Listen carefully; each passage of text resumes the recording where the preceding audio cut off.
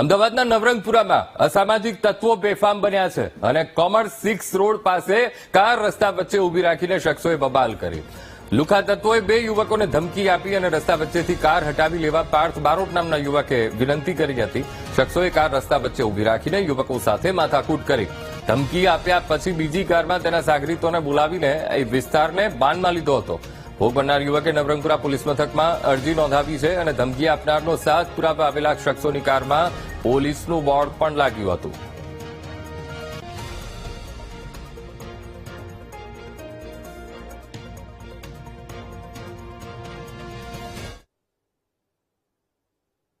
અમદાવાદમાં અસામાજિક તત્વો બેફામ બનતા પોલીસ એક્શનમાં આવી છે અને અમદાવાદના કુખ્યાત 215 આરોપીઓના ઘરે પોલીસનું સર્ચ ઓપરેશન.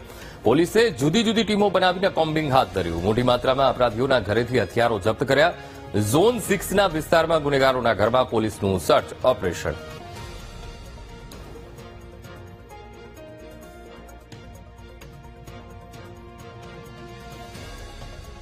આજ મુદ્દે સંવાદદાતા અનિતા પટણી ફોનલાઈન પર. અનિતા, અમદાવાદમાં એક તરફ અસામાજિક તત્વો બેફામ અને હવે પોલીસ એક્શનમાં આવી છે.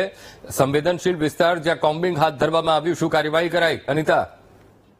જી અંકુર, જે પ્રકારે અમદાવાદમાં અસામાજિક તત્વો જે બેફામ બન્યા છે ને નિર્દોષ લોકોમાં જે રીતના ભય ફેલાઈ રહ્યા છે, લોકોની હત્યા અને હત્યાની કોશિશ સાથે અનેક ગુનાઓ સતત વધી રહ્યા છે, જેને લઈને ઝોન 6 વિસ્તારમાં જે આવેલા કુખ્યાત ગુનેગારો છે તેનું લિસ્ટ તૈયાર કરવામાં આવ્યું હતું. 215 જેટલા જે આરોપીઓ છે તેઓના ઘરમાં પોલીસે જુદી જુદી ટીમો બનાવીને કોમ્બિંગ હાથ ધર્યું હતું. એ કોમ્બિંગ દરમિયાન છરી અને સહિતના જે ઘાતક હથિયારો પોલીસ દ્વારા પકડવામાં આવ્યા હતા. આ જે આરોપીઓ જે છે તે ભૂગર્ભમાં ઉતરી ગયા હતા. ખાસ કરીને અમદાવાદના પૂર્વ વિસ્તારમાં જે છેલ્લા કેટલાક સમયથી અસામાજિક તત્વો દ્વારા જે ખોફ ફેલાવવાનો પ્રયત્ન કરવામાં આવ્યો છે, જાહેરમાં લોકોની હત્યા કરવામાં આવી રહી છે અને લોકોને જે માર મારવામાં આવી રહ્યો છે, તેને લઈને ઈસનપુર, વટવા, મણિનગર, નારોલ અને દાણી લીમડા જેવા વિસ્તારની અંદર પોલીસે રાત્રે કોમ્બિંગ કર્યું હતું. 215 જેટલા આરોપીઓના ઘરે જયારે કોમ્બિંગ કરવામાં આવ્યું હતું એ દરમિયાન ઘાતક હથિયારો મળી આવ્યા હતા. જે મામલે પોલીસે ગુનો દાખલ કર્યો છે અને જે કુખ્યાત જે આરોપીઓ છે તેઓની ધરપકડને લઈને કાર્યવાહી હાથ ધરવામાં આવી છે. જી બિલકુલ અનિતા, સમગ્ર માહિતી સાથે જોડાવા બદલ આપનો આભાર.